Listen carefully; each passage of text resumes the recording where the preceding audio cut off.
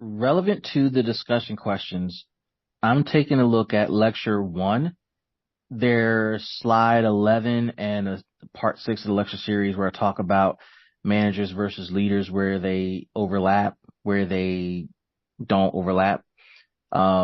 Leaders are going to have the capacity to do everything a manager does, but a manager cannot do everything a leader does. So that might be a touch point to reflect on, when answering that question. And so management doesn't necessarily have a style to it. It's literally managing a process that's been given to you, and getting the widget from point A to point B, getting the relationship from point A to point B following procedure. Leadership, when you start to look at influence, the influence process is a lot more nuanced. Whereas you're not necessarily following a scientific pre-written SOP to get a thing done, although it may exist. The influence process looks at what other buttons do I need to push that are tangible and not tangible to help my team navigate through said issue. So it may be a little bit of this, a little bit of that. It's very similar to if you watch your grandmother cook. And if she cooked, or your mother or somebody in your life who cooked, when you watch them cook, they put all these things together inside this particular dish, and it always tastes exactly the same, always amazing, always just good.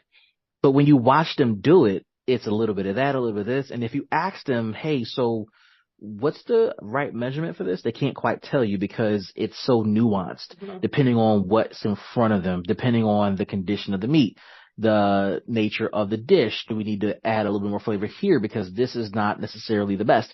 So while they could tell you, you could scientifically break it down, the influential process, what you call leadership, is very much the same.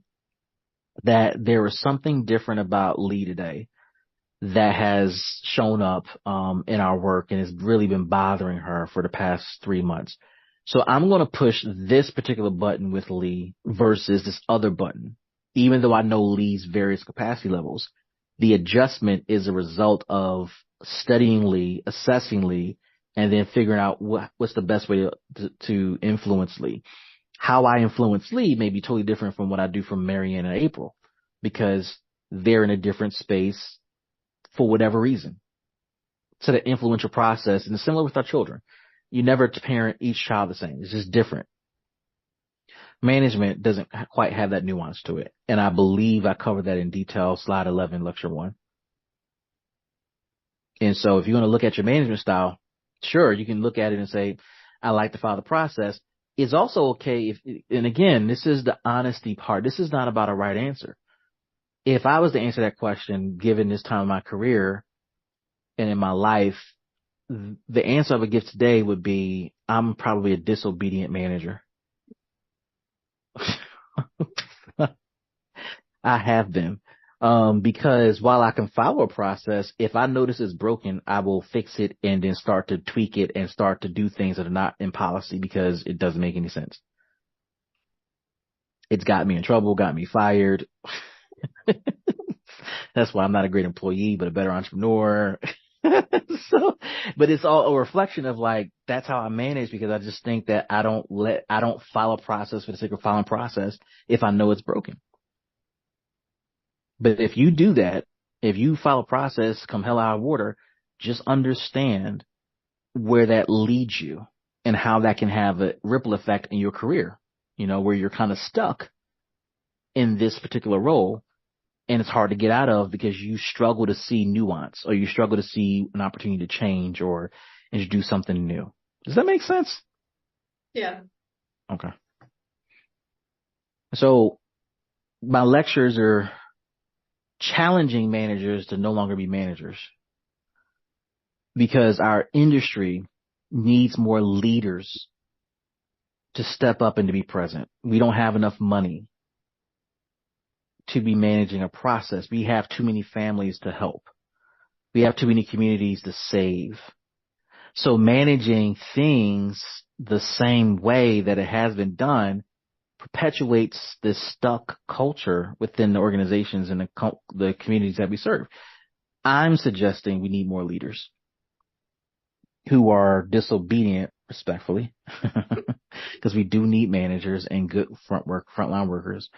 But if you aspire to be truly transformational and truly a leader, you're going to have this rebel gene in you that looks at things differently. So when you take course 615 and I start talking about the blue ocean for a youth program as a sample, we're going to dive deep into what that looks like. Yeah, so I don't know if I can take credit for it. I don't recall if it's a quote from the text or something I was just riffing on. But a lot of the perspective of leadership you hear from me, particularly in this first class, is built around the framework of self-leadership. So you said grow, evolve, and transform. If you haven't heard me say it yet, you'll likely hear me say it in upcoming lectures, the importance and the role of self-leadership.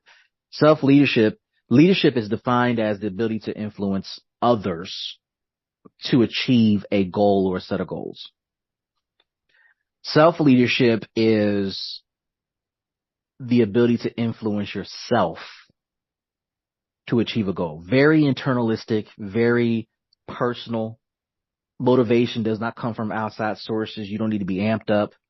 You don't need to be hyped up. You just find it within, you dig within. So there are tons of cultural references that you can point to where you see people who do amazing things and they just dug deep.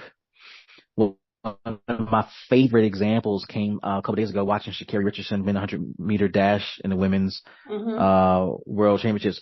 What's amazing about this? So obviously, if you follow her story, she, was wilding out. She was tripping.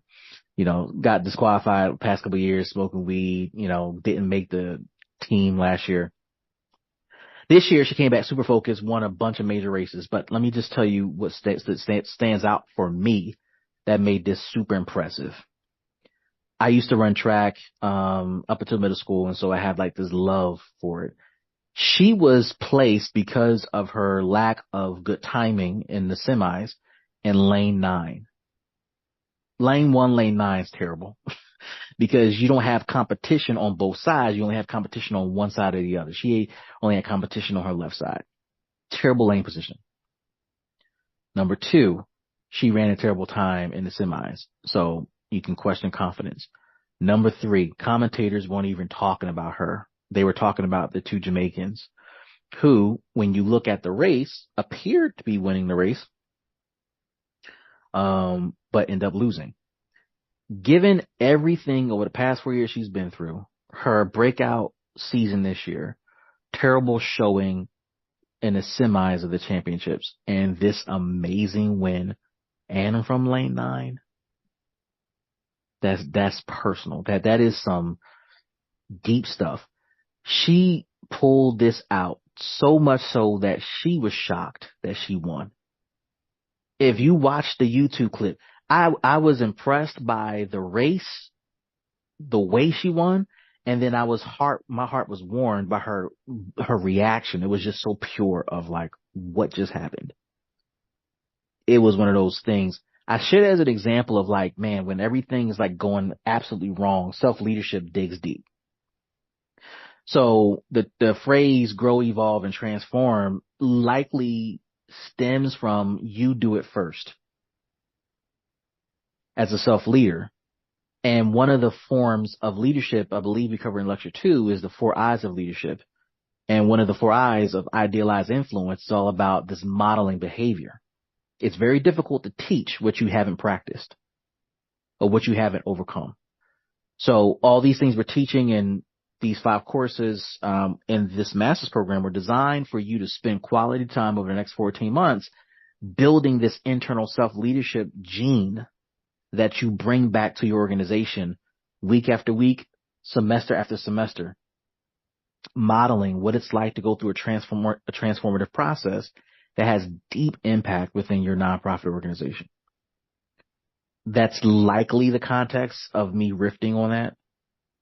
And you'll likely continue to hear me articulate this idea that you got to do it first. You got to model this thing first. You got to figure it out first so you can teach it.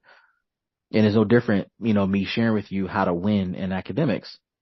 in this program. We're not even talking about the course. We're talking about real life stuff last week and this week. I already told you how to win in the course because I did it and somebody showed